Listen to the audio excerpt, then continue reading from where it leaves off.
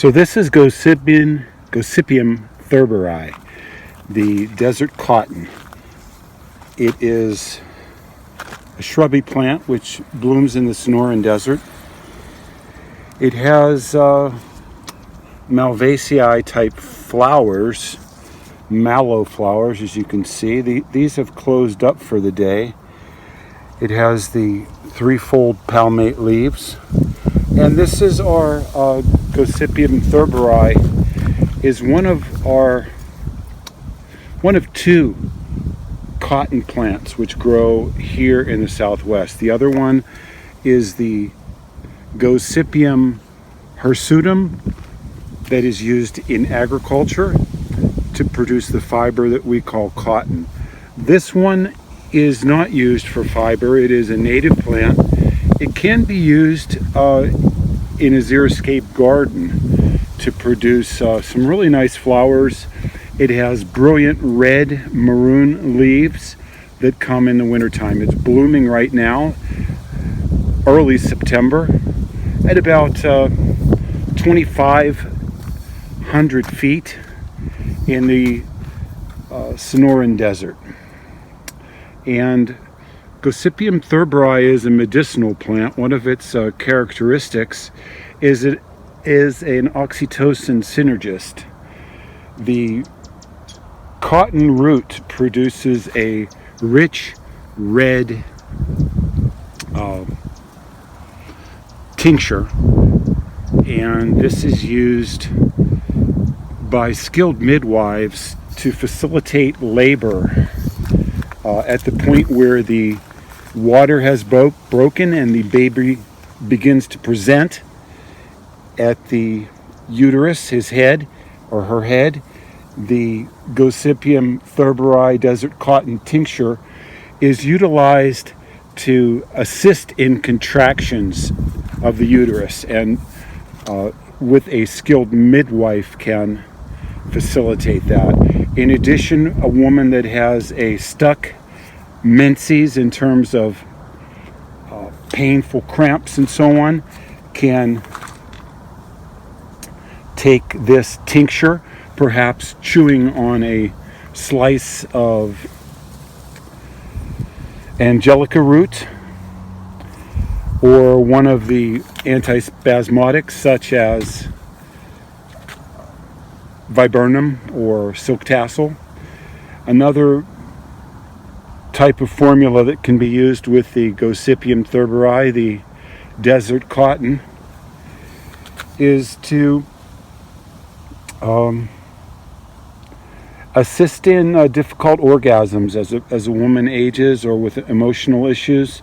She may lack lubrication. It can be an aid to sexual satisfaction, and some men have reported increased ejaculate with the tincture, while there is also contradictory evidence that men should not use this, but this mainly relates to the cotton seed plant, which is a slightly different Gossypium. There's been studies in China. Gossypium thurberi are desert cotton, blooming early September in the Sonoran desert. It's a woody shrub with the really attractive leaves. The other side of the leaf is slightly, it's actually not much different in color. It's a very silky, because it is a mallow, some of the leaves have the sensation of a demulcent quality. The demulcent quality is present. The demulcent quality in Gossypium thurberi is present in the leaves, and then the active portion would be the root tincture, and it has been discussed by the eclectic physicians Felter, and John Uri Lloyd in his Materia Medica famous Materia Medica of 1917, the vitalist Materia Medica. As I'm here with the Gossypium thurberi, or desert cotton, of the Malvaceae family, I'm thinking of the eclectic physicians, the eclectic tradition of John Uri Lloyd, Felter, and many of the other eclectic physicians which were active in the United States from 1830 to 1939. The last eclectic medical school closed. It was in Ohio in 1939. The basic principle of the eclectic physicians were that they were the last of a Renaissance breed of explorer that documented things botanically, chemically, and treated people for medical issues.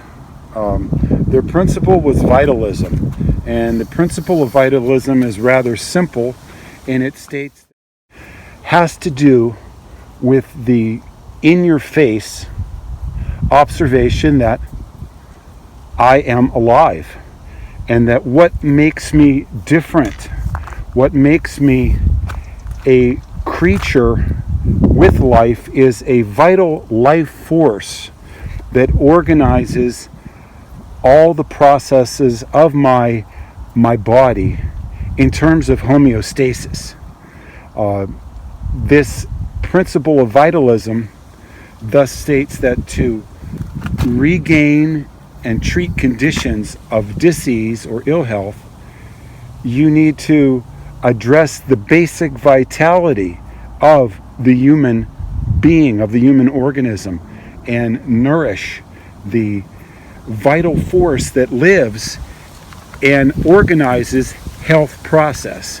So in that sense, pills or herbal medications or whatever you have, they do not produce health. Health is a state that is created within the body because the body is a wild system. The body is a wild self-thus system, and you could express it by saying, we could go back to Genesis and say that the God breathed life, the life spirit, the ruah, the pneuma, the vital spark was placed in us, and this is the health principle. The eclectic physicians were unique in that they explored the natural world around them. You have to realize that 1830 in Ohio was the frontier.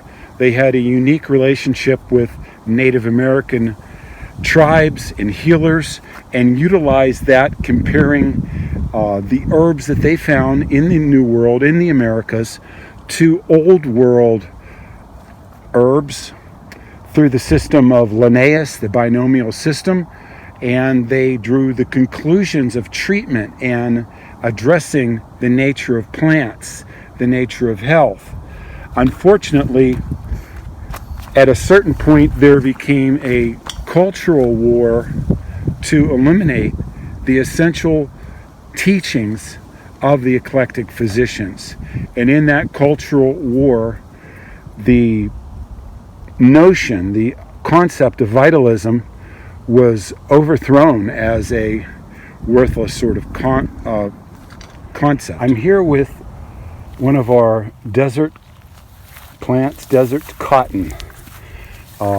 It is in bloom right now. The blooms have closed up for the day, and the heat is really getting to these plants.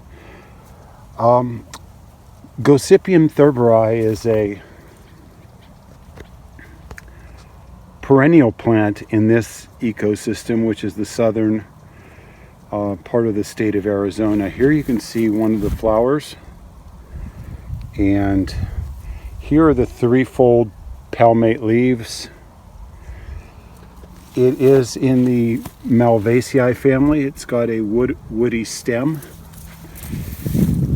It's one of the plants that is related to cotton, the cotton plant.